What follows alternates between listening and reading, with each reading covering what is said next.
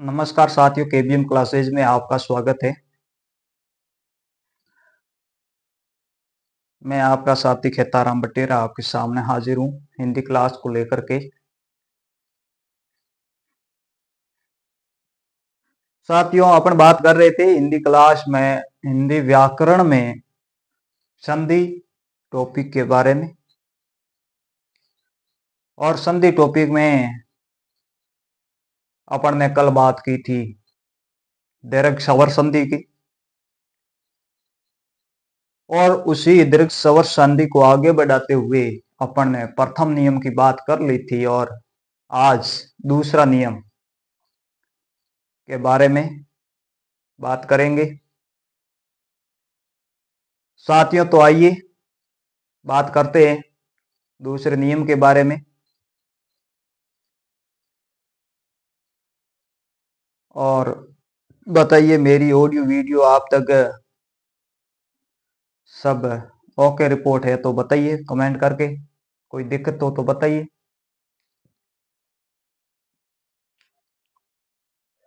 यदि सब ओके है तो आगे बढ़ते हैं अपने टॉपिक की ओर।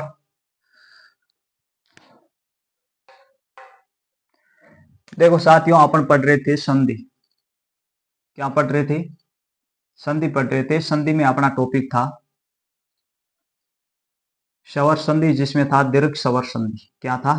दीर्घ स्वर संधि। क्या था? दीर्घ स्वर संधि। और दीर्घ स्वर संधि में अपन ने प्रथम नियम यानी अ या अ प्लस अ या आ बराबर आ, यानी ये मात्रा लगेगी। ये अपन ने बात कर ली थी, इसके बारे में अपन ने बात कर ली थी। आज दूसरा नियम के बारे में बात कर रहे हैं और इस नियम के एग्जाम्पल थे वो भी मैंने आपको बता दिए। आज दूसरे नियम के बारे में बात करते हैं। दूसरा नियम अपना था चौटाई या बड़ाई प्लस से पहले या और प्लस के बाद बड़ाई या छोटाई मिले तो क्या हो जाएगा? बड़ाई हो जाएगा। क्या हो जाएगा? बड़ाई। यानी क्या हो जाएगा? बड़ाई हो जाएगा। यह मात्रा थी। आज इसी की बात करेंगे, फिर उससे आगे अगला नियम ऊ वाला लेंगे और फिर री वाला लेंगे। तो आज इस नियम की बात करते हैं।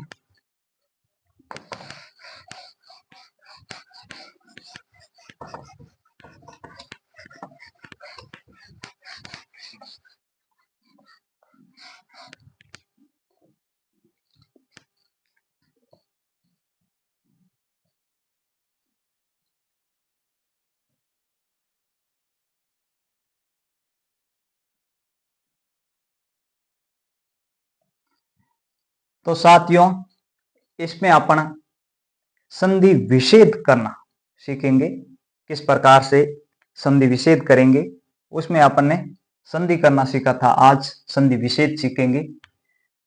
उसमें पिछले वाले नियम में अपन ने जोड़ना सीखा था। यहां पर अपन एग्जाम्पल अलग करने के लेकर के, यानी संधि विच्छेद के किस प्रकार से नियम लागू होते हैं।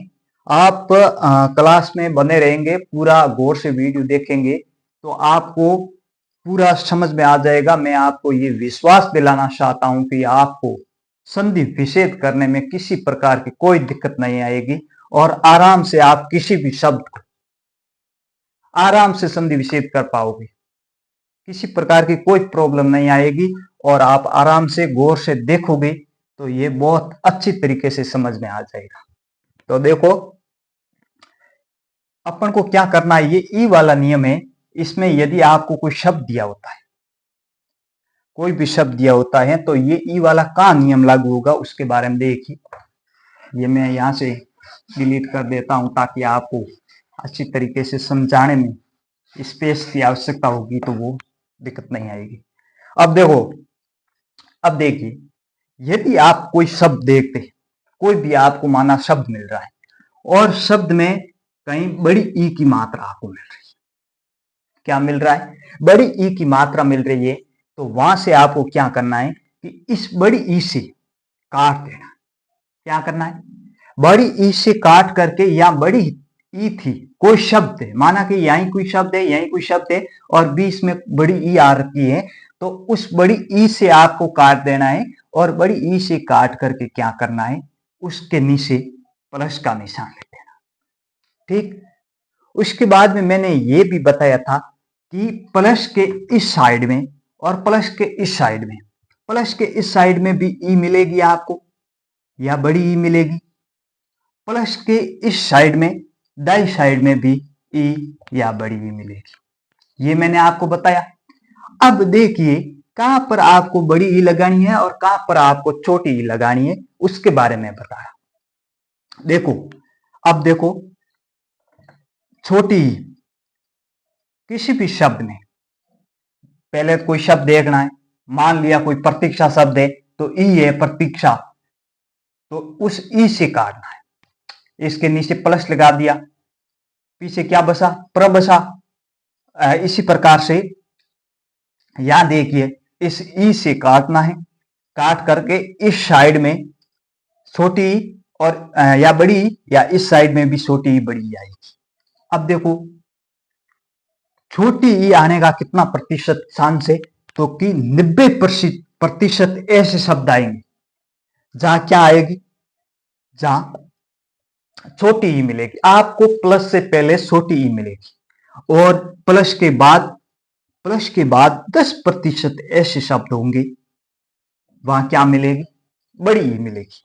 ठीक, यहां भी सेम नियम है कि 90% आपको छोटी ई मिलेगी। कितने प्रतिशत, 90%। और बड़ी ई कहां मिलेगी, यहां तो 90% करना ही नहीं, यहां तो आप देखो कि मैं आपको 3 शब्द बता रहा हूं, उस शब्द यदि वो आगे अक्षर मिल रहे हैं तो वह बिना देखे आपको बड़ी ई लगा देनी है, बाकी वाले में सब जगह छोटी ई आएगी। ठीक, अब याद देखिए, अब 90% क्या आएगी, छोटी ई आएगी, तो छोटी ई कहां आएगी, और 10% बड़ी ई आएगी। तो 10% बड़ी आपको क्या मालूम पड़ेगा कि भाई 10% वाला आया है या 90% वाला आया है, आप नहीं समझ पाओगे। तो मैं आपको बता दूं कि जहां पर आपको स्त्रीलिंग शब्द का, स्त्रीलिंग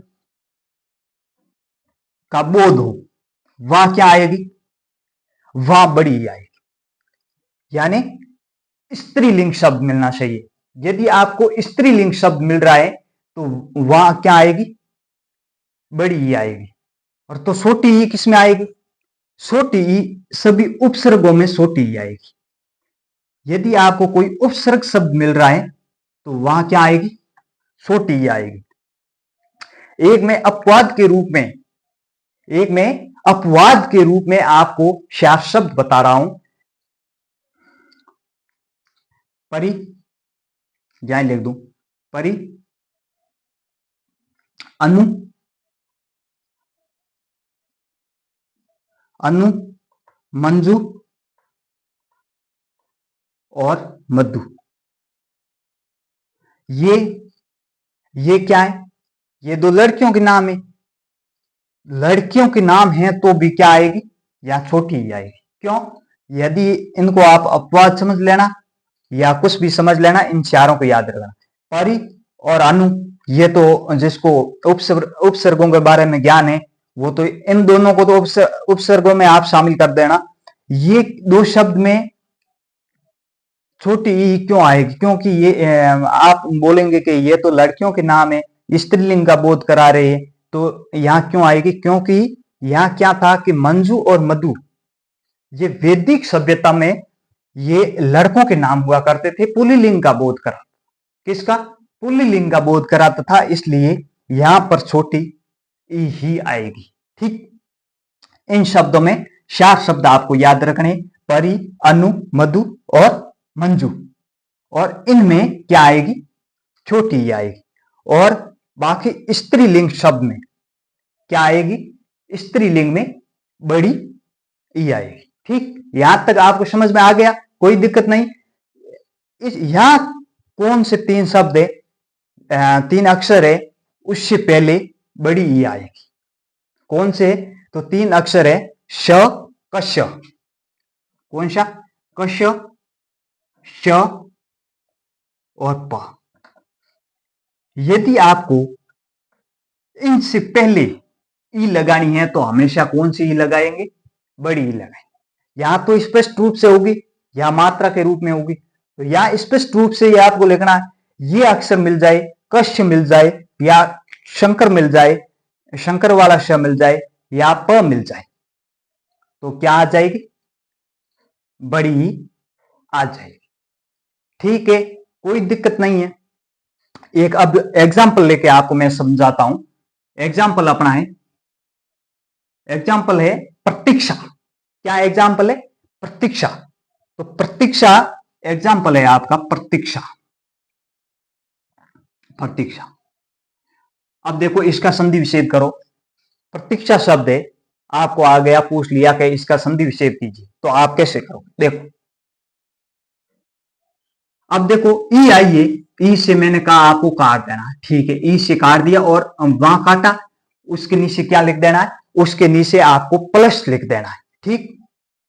अब देखो पीछे क्या बसा? ई काट दिया तो पीछे बसा परत, यही बसा, पीछे ये बसा, और प्लस, एक मिनट रुकिए, प्लस पीछे क्या बसा? परत बसा, और उससे आगे क्या बसा? शा बसा, शा बसा, कशा, ठीक, ये दोनों बसे। अब देखो या प्रति, प्रति छोटी लगेगी या बड़ी? या क्या बड़ी लगेगी, छोटी? अब देखो प्रति, अब दो शब्द लिख दो, एक और लिख दो, या प्रति, या मैंने बड़ा लिख दिया, या छोटा लिख दिया। अब देखो आप सोचो कि ये स्त्रीलिंग का बोध करा रहा नहीं। देखो प्रीति, प्रीति नाम की तो माना कि स्त्रीलिंग का बोध कराता, कोई लड़की भी हो सकती प्रीति। प्रति, प्रति स्त्रीलिंग का बोध नहीं करा रहा, तो प्रति क्या हो जाएगा? तो मैंने कहा स्त्रीलिंग का आपको बोध नहीं करा रहा है, तो क्या छोटी लगेगी बड़ी? तो लगेगी छोटी लगेगी, तो बड़ी वाला डिलीट कर दो, ठीक है। अब यहां दो शब्द है, यहां दो शब्द है, तो यहां मैंने एक जगह तो बड़ी लगा दिया, एक जगह लगा दिया मैंने छोटी, ठीक।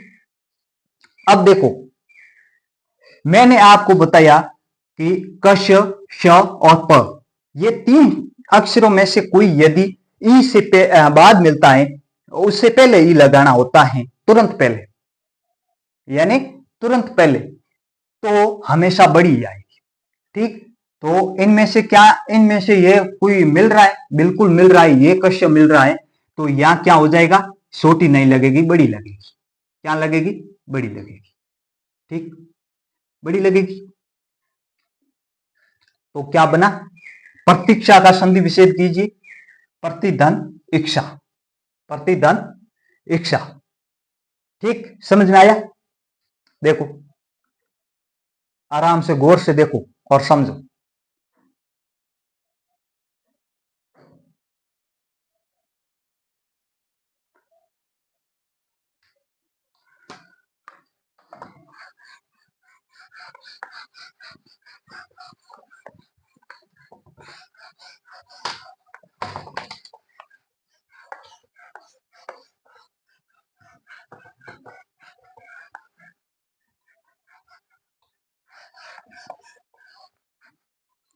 आराम से देखो, ये अच्छे तरीके से समझ में आ रहा है? तो आगे देखो, एक और एग्जाम्पल मैं लेता हूं। दूसरा एग्जाम्पल है अभिप्सा। क्या है? अभिप्सा। मैंने शब्द लिया अभिप्सा, इसका संधि विच्छेद कीजिए। देखो मैंने क्या कहा कि यदि अपने ई वाला दीर्घ संधि में नियम लागू करना है, तो उसमें क्या करना है आपको? जहां कहीं बड़ी ई की मात्रा मिलती है, वहां से आप काट दो। ये शब्द आपको अभिप्सा मिला, तो यहां से काटिए, ई बड़ी ई है तो बड़ी ई से काट दिया, बड़ी ई से काट दिया है ना, मतलब यहां प्लस लगा दिया, पीछे क्या बचा, यहां बचा अब, क्या बचा अब, और यहां क्या बचा, पसा, यही बचा, पीछे यही बचा। ठीक है, इसका आप बताइए क्या होगा। अब देखो, अभी अभी अभी क्या कोई लड़की का नाम होता है क्या, स्त्रीलिंग का बोध कराती है, नहीं कराती। अभी नाम की कोई होता ही नहीं। अभी क्या होता है, होता है, नहीं होता है। तो ये छोटी लग जाएगी, स्त्री का बोध नहीं कराता है। और यदि आपको ये तो मैं इसलिए स्त्री का बोध बता रहा हूं कि यदि आपको उपसर्ग याद नहीं है, उपसर्ग याद नहीं है तो भी आप काम चला सकते हैं। लेकिन आपको उपसर्ग याद है तो मैंने आपको बता दिया था कि सभी उपसर्गों में कौन सी ही लगेगी, छोटी ई ही प्रयोग होगी।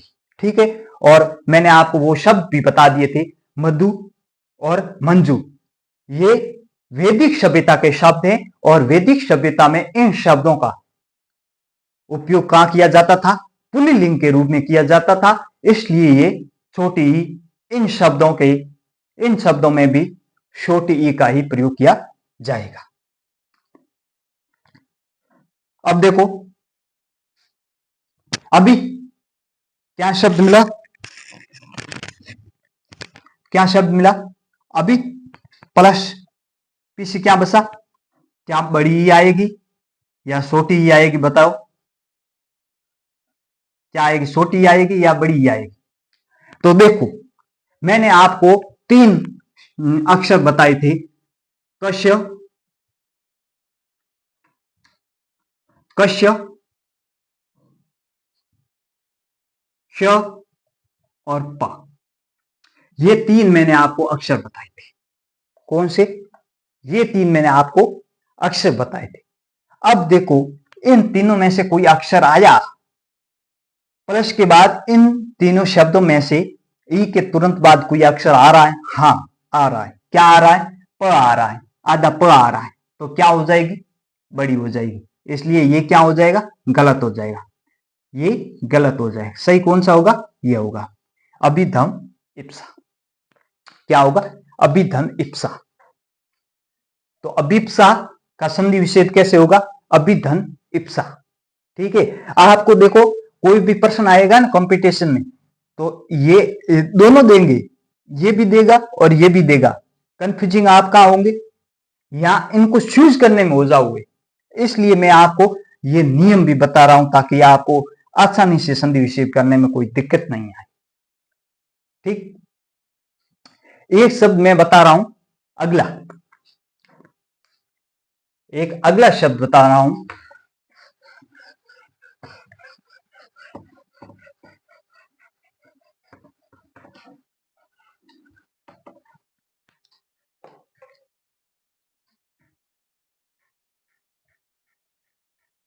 रजनीश।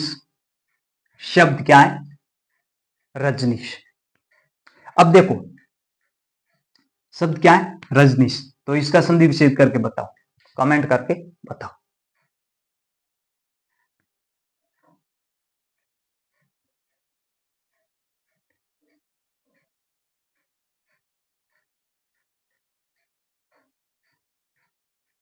बताओ, जल्दी बताओ।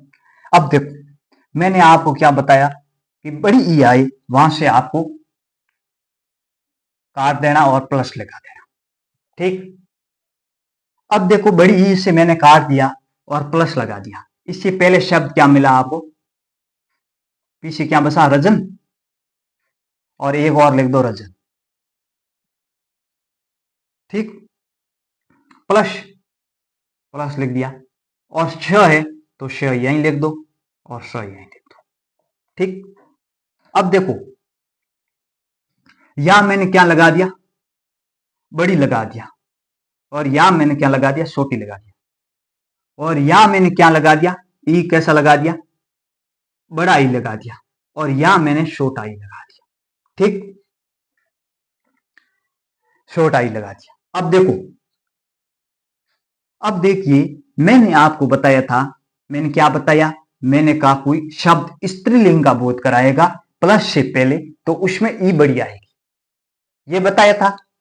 तो ये क्या रजनी नाम, ऐसे समझो रजनी नाम कोई लड़की हो सकती है, क्या ये स्त्रीलिंग का बोध कराता है? बिल्कुल, ये शब्द स्त्रीलिंग का बोध कराता है, इसलिए ई कौन सी आएगी? बड़ी आएगी। तो ये ई वाला ये रजनी नहीं होगा। ठीक, रजनी कौन सा होगा? ये होगा। अब आगे देखिए, मैंने आपको 3 अक्षर बताए थे कि प्लस के बाद यदि ई के तुरंत बाद, यदि ई के तुरंत बाद ये 3 अक्षर आ जाते हैं तो कौन सा ई होगा?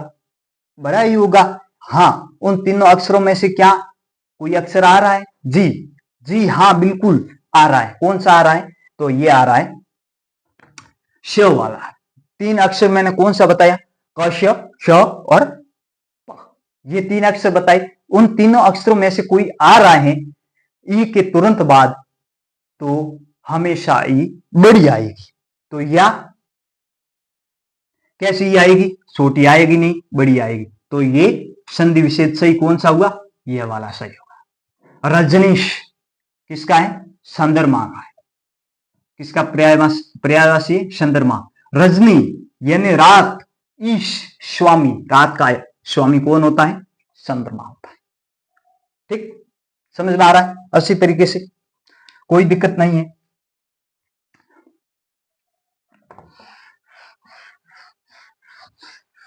एक और मैं आपको एग्जाम्पल देता हूं।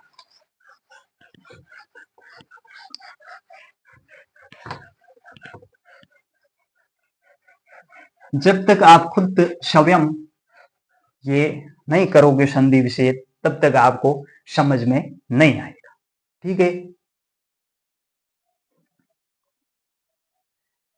एक शब्द है, क्या शब्द है? एक शब्द है फणींद्र। क्या है? फणींद्र। फणींद्र, फणींद्र शब्द है फणींद्र। ये फणींद्र, फणींद्र का संधि विच्छेद करो, करो। फणींद्र का संधि विच्छेद करके बताओ।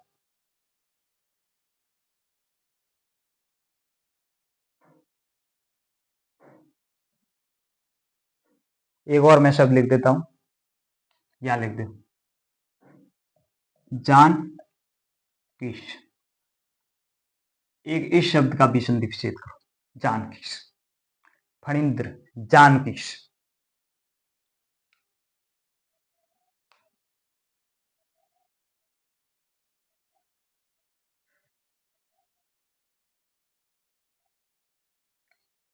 अब देखो फणींद्र का, देखो अब देखो मैंने क्या बताया? मैंने बताया कि शब्द, किसी भी शब्द में ई वाला नियम आपको लागू करना है और वहां लागू होता है तो हमेशा बड़ी आपको मात्रा के रूप में शब्द के अंदर मिलेगी।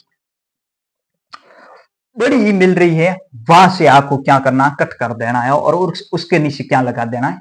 प्लस का निशान। ठीक, अब देखो, अब देखो फणी, एक शब्द है फण, क्या पीछे बसा? फण। और दूसरा बसा नंद्र। यही बसा, यही बसा भाई, यही बसा है ना। अब देखो फण और नंद्र, यहां देखिए पीसी वाला, इसको तो पहले क्लियर कर देते कि अपना ये तो डायरेक्ट सीधा सा मैटर है कि 3 शब्द आए तो ई बड़ा ठोक दो, और उन 3 अक्षर आए तो 3 अक्षर आ रहे हैं ई से तुरंत बाद तो ई बड़ा ठोक दो बिना सोचे समझे, और वो 3 अक्षर नहीं आ रहे हैं तो ये हमेशा छोटा आएगा। क्या उन तीनों में से कोई आ रहा है? 3 कौन से? कश, श और प। क्या उनमें से आ रहा है? नहीं आ रहा है। नहीं आ रहा है तो आपको बिना सोचे समझे ये लिख दो, इंद्र। ठीक, अब यहां देखिए, यहां क्या करना? अब देखो यहां फणी, फणी क्या स्त्रीलिंग का बोध करा रहा है? फणी शब्द स्त्रीलिंग का बोध करा रहा है कि नहीं? हाँ, स्त्रीलिंग का ये बोध करा रहा है तो फणी बड़ा आएगा। कैसा आएगा? बड़ा। तो फणींद्र, इसका संधि विच्छेद कैसे होगा?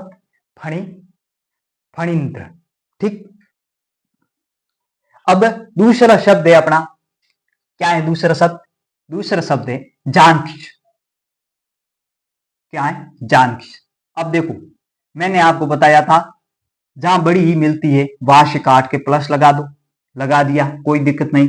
शब्द लिख दो जानक, पीछे शब्द क्या बसा, जानक, और श बसा तो श लिख दिया। और पीछे वाला तो डायरेक्ट बिना देखे सोचे समझे हल कर दो। क्या तीनों अक्षरों में से आपको कोई मिल रहा है ई के तुरंत बाद, बिल्कुल मिल रहा है, ये मिल रहा है तो बड़ा ई ठोक दो, कोई सोचना न समझना, बड़ा ई ठोक दिया। ठीक, बड़ा ई लगा दिया तो बड़ा ई लगा दिया। अब बसा ये आगे वाला प्लस से आगे वाला पीछे वाला तो हल हो गया अपना, आगे वाला बचा तो आगे वाले में क्या करेंगे। अब देखो जानकी, जानकी, जानकी किसका स्त्रीलिंग का क्या बोध करा रहा, बिल्कुल करा रहा है, जानकी सीता माता, जानकी, जानकी धनेश, जानकीश का यानी संधि विच्छेद किस प्रकार से होगा, जानकीश, ईश यानी स्वामी, सीता माता का स्वामी, जानकीश। ठीक, यहां तक तो हो गया, कोई दिक्कत नहीं किसी को, ठीक है।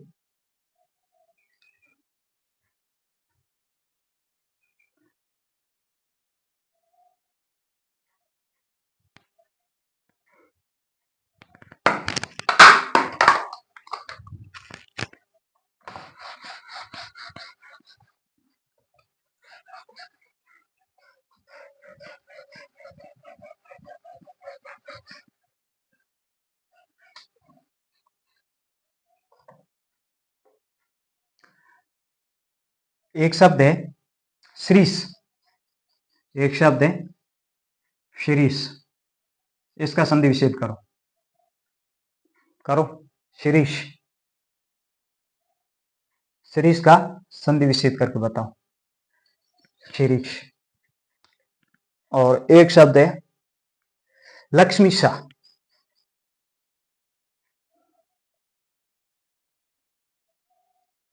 एक शब्द है, दूसरा शब्द है लक्ष्मी शाह, लक्ष्मी शाह, इसका करो बताओ। दूसरा शब्द है लक्ष्मी शाह,